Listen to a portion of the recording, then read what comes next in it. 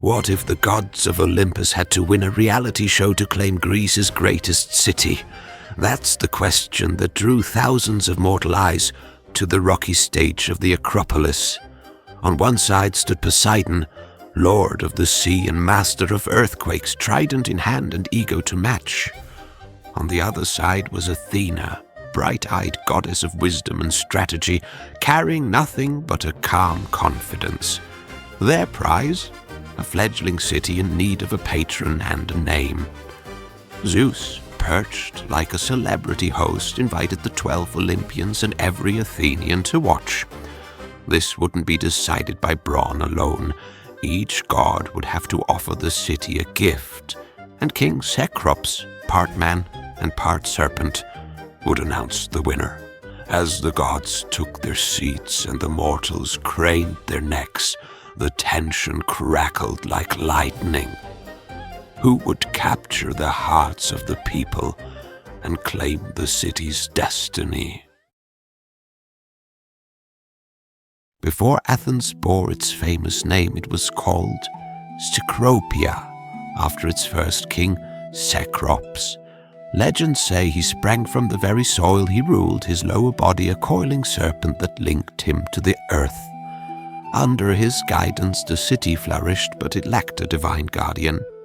Two powerful Olympians saw opportunity in that gap. Poseidon, whose domain included waves, storms, and horses, envisioned a maritime capital that would glorify his watery realm.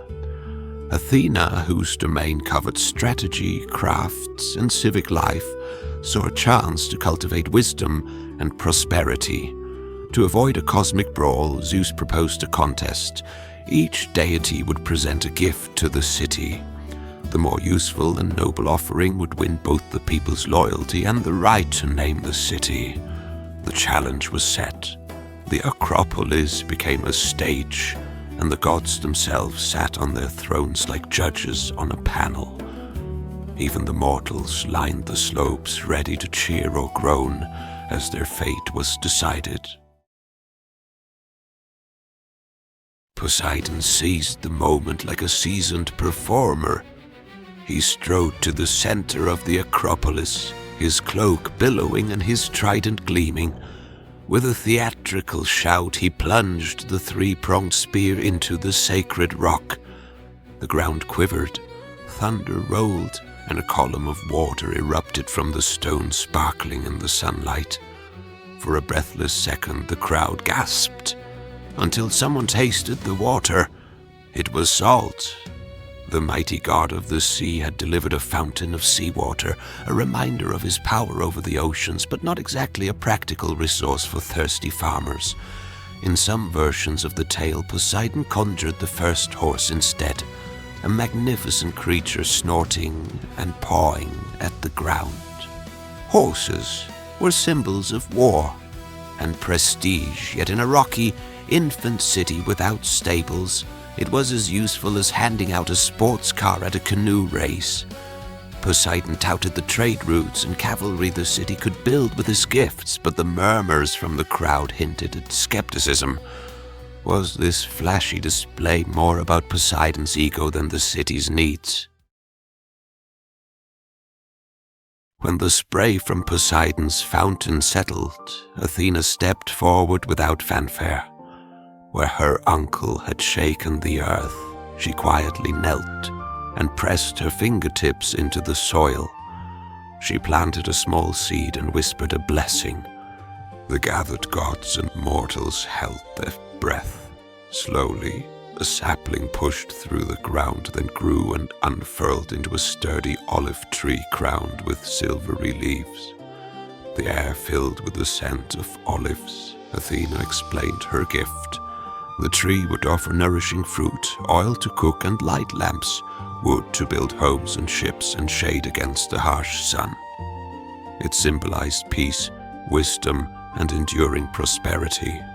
There was no thunder, but the promise was clear sustenance for generations, trade goods to enrich the city, and a symbol of stability. Her quiet act contrasted sharply with Poseidon's roaring fountain. Even the other gods, notorious for their drama, leaned in to admire the tree's practical beauty. The audience was no longer murmuring. They were nodding. After both gifts were unveiled, King Cecrops rose like a judge about to announce the final vote. He weighed the spectacle of Poseidon's seawater and the potential cavalry against the humble olive tree's promise of food, fuel, and peace. The decision was decisive. Athena's gift was more valuable to the people's daily lives and future. With that, he proclaimed the goddess of wisdom the victor. The city would henceforth bear her name, Athens, and the olive tree would be its symbol.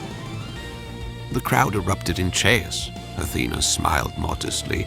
Poseidon, however, was anything but gracious. Legends say he scowled, stamped his foot, and sent a torrent of seawater sweeping across the plain in a salty tantrum. In some accounts, he cursed the region with droughts, punishing the very people he had hoped to rule. The Athenians stood by their choice, learning quickly that picking wisdom over bravado meant facing the wrath of wounded pride. Even so, they honored Poseidon later by including his saltwater spring and the mark of his trident in a shared temple, acknowledging that while he had lost the contest, his power over the sea remained essential. The contest between Athena and Poseidon did more than name a city.